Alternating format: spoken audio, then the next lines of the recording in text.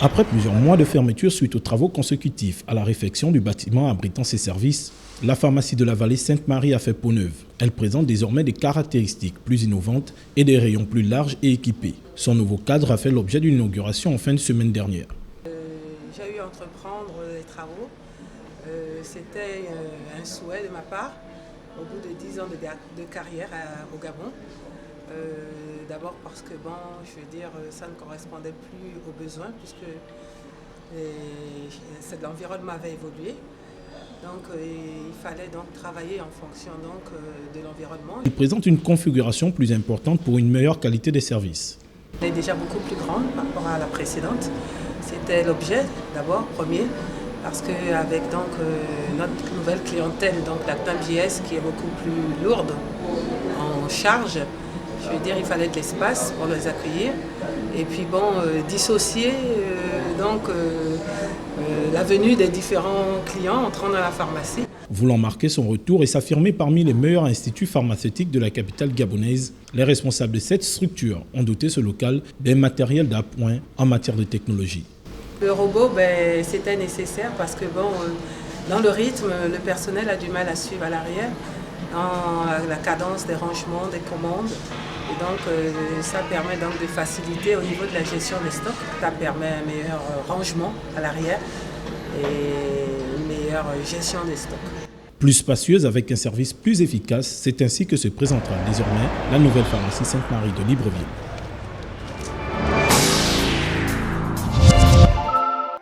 Le lycée technique national Omar Bongo a encore fait parler de lui. Mercredi dernier, alors que les enseignants de cet établissement barricadaient l'entrée principale pour revendiquer le paiement de la prime d'incitation à la performance, ils ont été rejoints par les élèves qui ont à leur tour érigé d'autres barricades pour soutenir l'action des pédagogues. Nous pouvons effectivement regretter ces échauffourées puisque hier nous nous sommes engagés pour un certain nombre d'actions que nous devrions mener afin que notre PIP nous soit payé dans les meilleurs délais.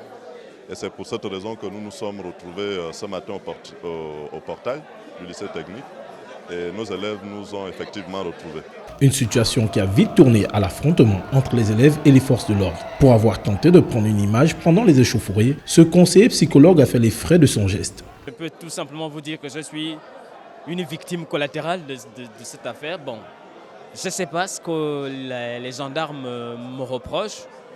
Je crois que j'ai voulu faire une photo et ils se sont dit que ce sont eux que je voulais à tout prix filmer.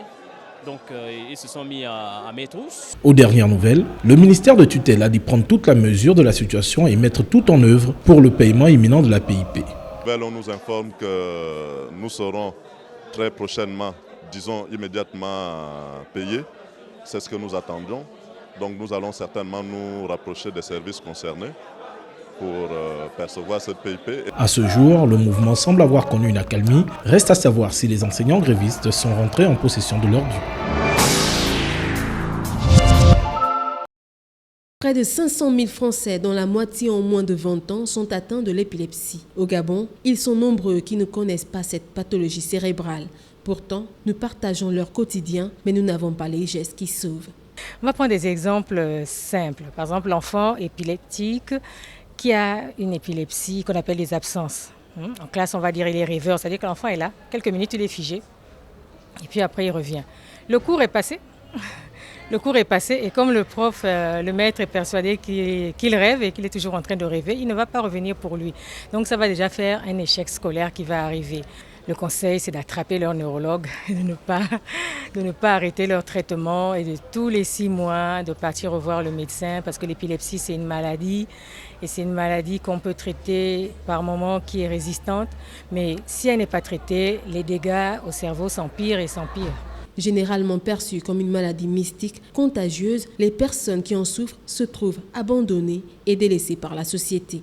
La maladie épileptique est mal vue et souvent stigmatisée, autant le malade que la famille du malade. Et donc on essaye, dans ces journées de sensibilisation, faire comprendre à la fois aux parents et à l'entourage que l'épilepsie n'est pas forcément une maladie où il faut mettre le malade à part et sa famille à part. L'épilepsie est une affection neurologique provoquée par un fonctionnement anormal du système nerveux et dont on peut en souffrir à n'importe quel âge. Dans le monde, environ 50 000 personnes sont atteintes. Au Gabon, 70% de ceux qui en souffrent guérissent aujourd'hui. Il est donc mieux de prendre des précautions à temps.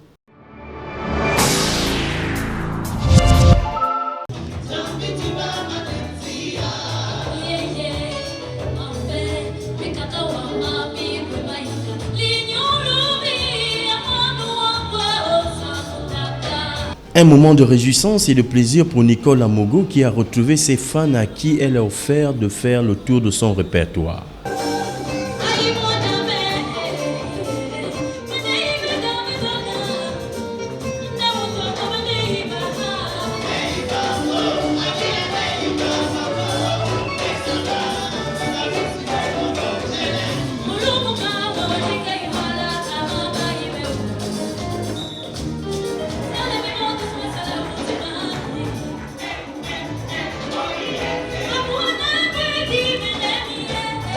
Occasion également pour ses amis artistes et la structure qui l'accompagne de lui offrir un gâteau à l'occasion de son anniversaire.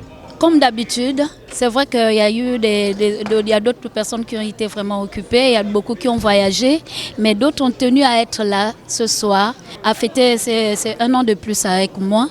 Et c'est un plaisir, que Dieu bénisse vraiment tous ceux qui sont venus ce soir. Les gens disent souvent qu'on ne s'entend pas entre nous, mais vous avez vu ce soir que c'est pas ça. En tant qu'artiste, tout le Gabon était représenté. Et les artistes que vous avez vus ce soir, c'est les artistes qui sont dans l'ONG que j'ai créée, Otimadia. Nous venons en aide aux personnes plus démunies. Un message a été adressé à cette occasion aux autorités pour la construction d'une véritable salle de spectacle.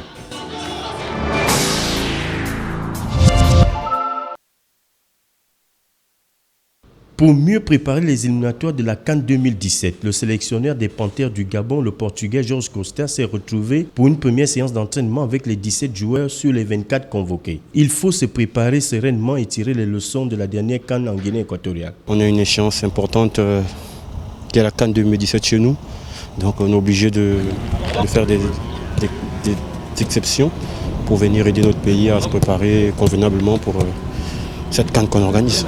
On commence à s'entraîner maintenant pour gagner cette envie de ne pas perdre. Parce qu'à la CAN 2017, on n'aura pas le choix. Il faudra qu'on fasse aussi bien que la Guinée équatoriale. Donc, longtemps entendu dans cette équipe, le franco-gabonais Mario Lemina, désormais aux couleurs des Panthères. Un plus pour l'équipe et pour le Gabon. C'est toujours un plus pour l'équipe nationale du Gabon. Je pense qu'il a fait le bon choix parce que c'est un jeune joueur.